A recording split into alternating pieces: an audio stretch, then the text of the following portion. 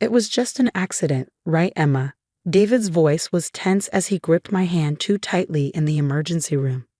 I stared at him, the pain in my ribs making it hard to breathe.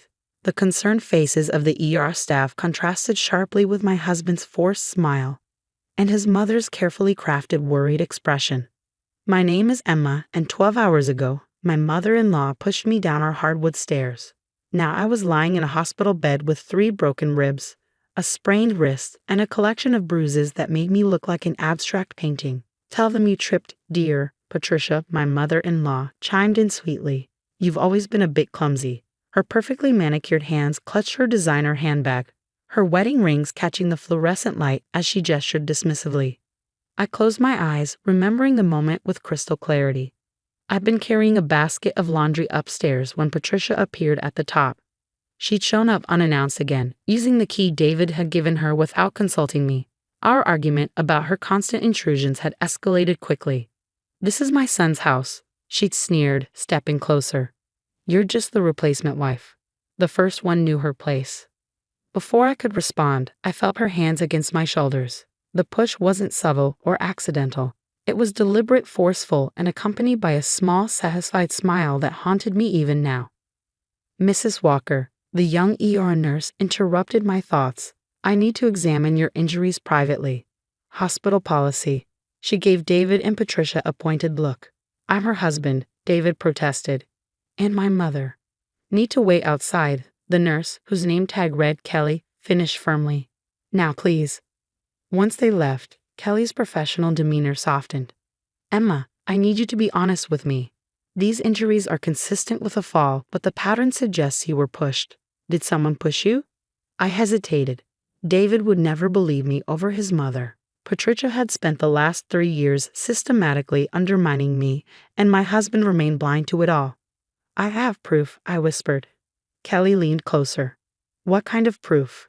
Security cameras. I installed them 2 months ago after my jewelry started disappearing. I pulled out my phone with my good hand, wincing at the movement. I haven't checked the footage yet, but the stairs are covered. Kelly's eyes widened. May I? She asked, gesturing to my phone. I nodded, pulling up the security app. The footage was clear. Patricia's face, twisted with malice, her hands extending, the deliberate push.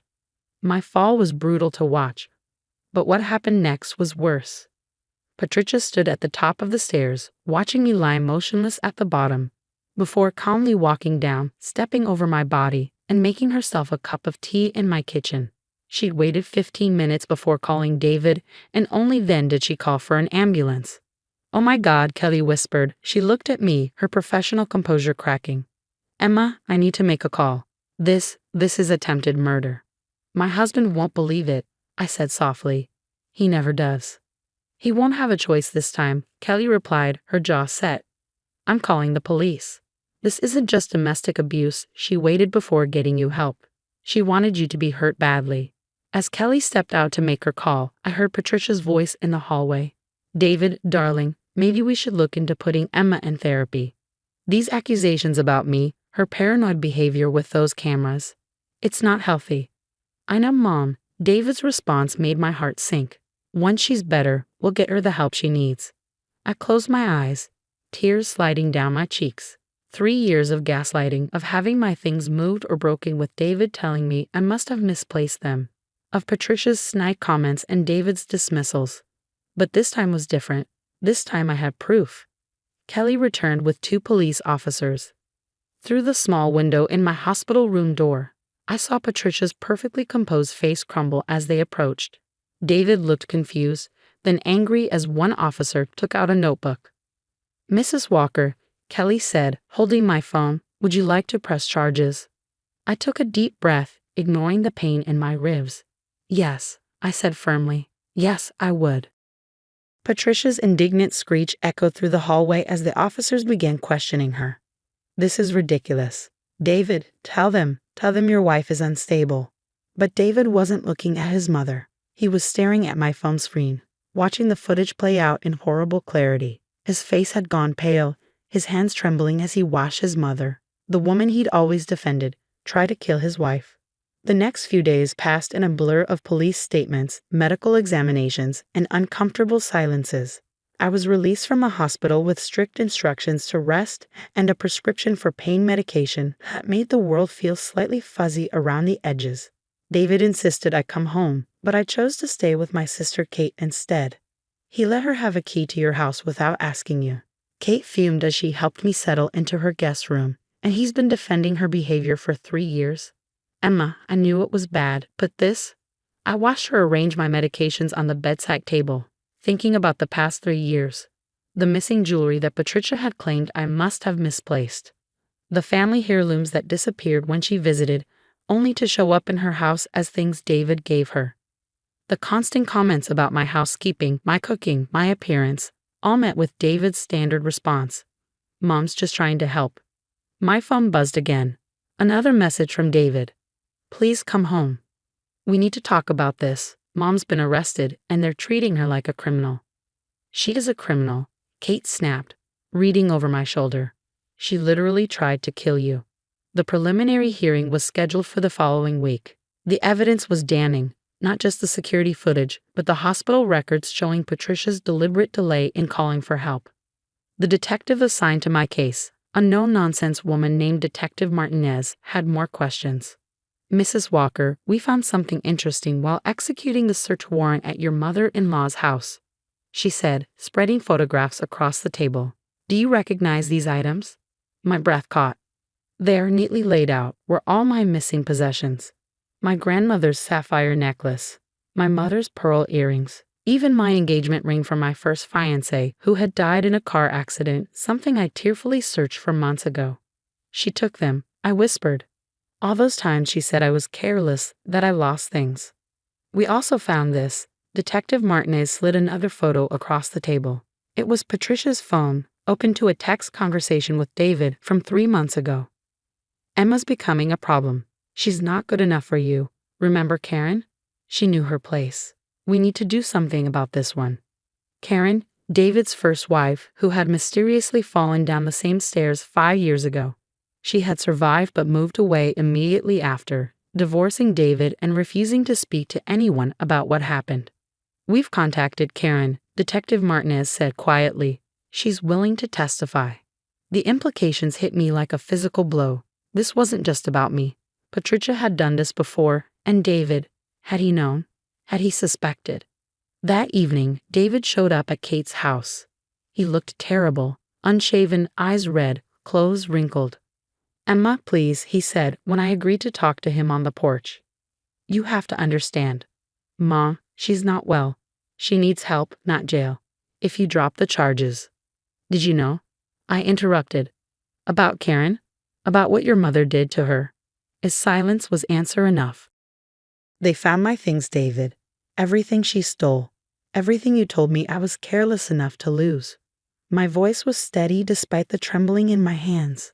The police found her text to you, about me being a problem, about doing something about me.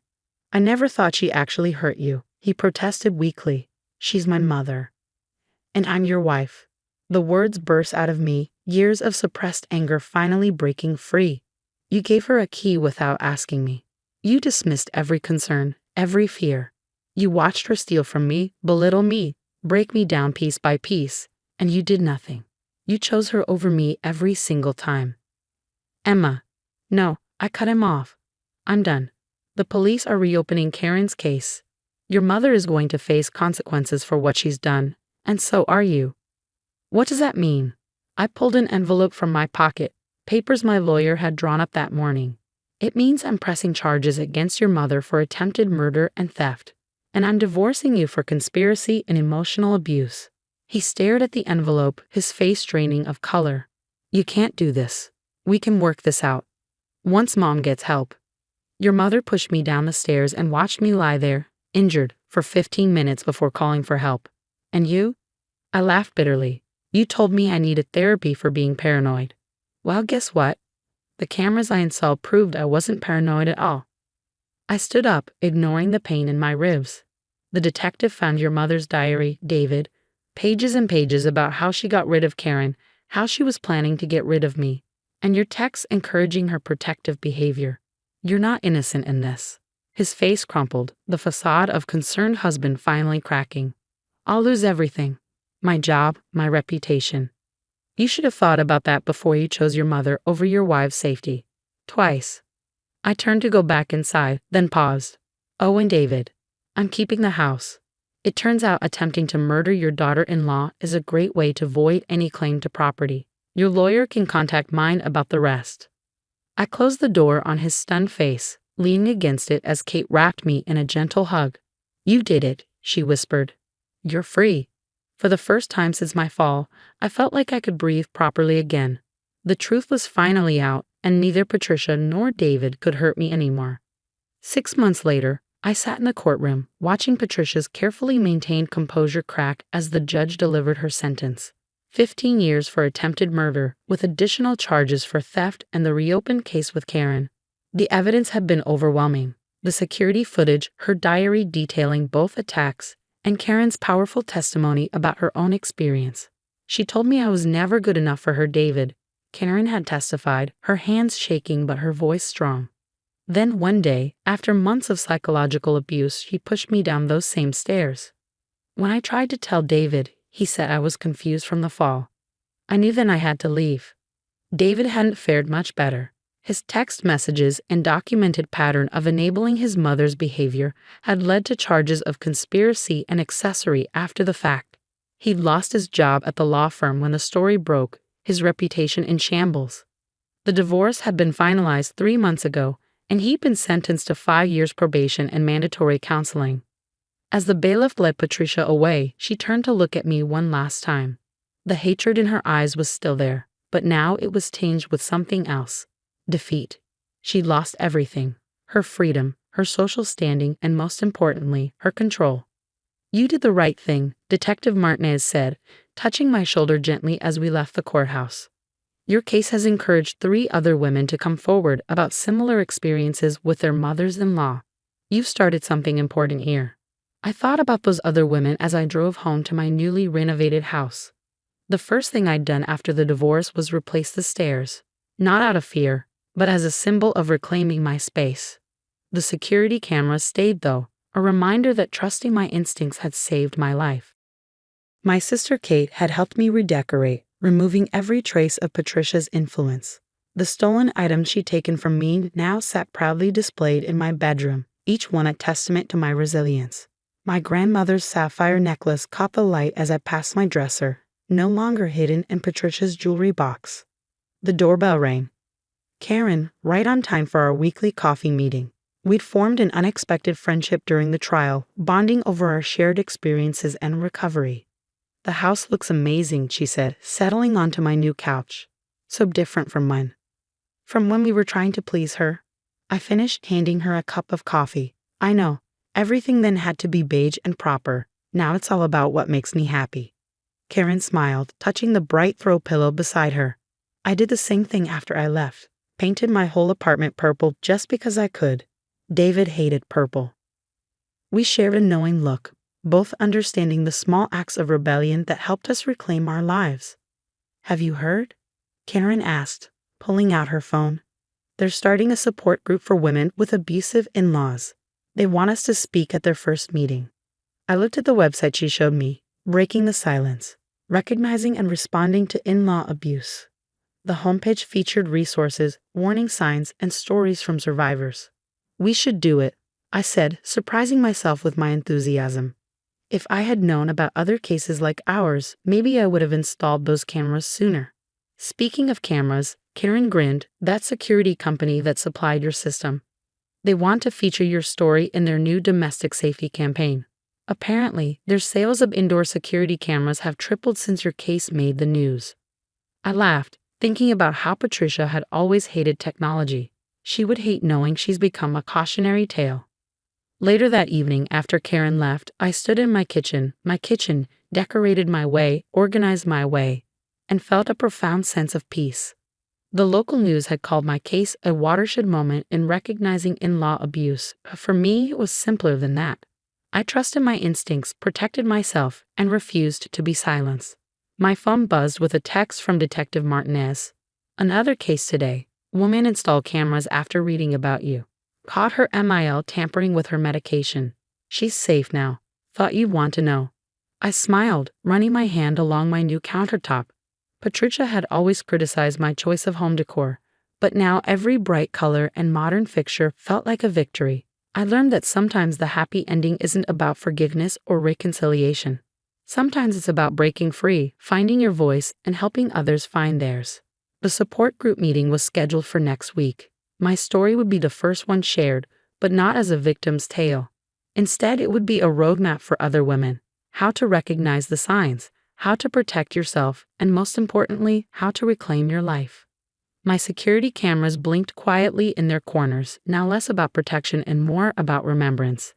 They had given me back my power, my voice, and my future. In the end, Patricia's attempt to silence me had only made me louder, stronger, and more determined to ensure no other woman would suffer in silence as Karen and I had. As I got ready for bed that night, I caught my reflection in the mirror and saw something that had been missing during my years with David and Patricia: peace. I was finally, truly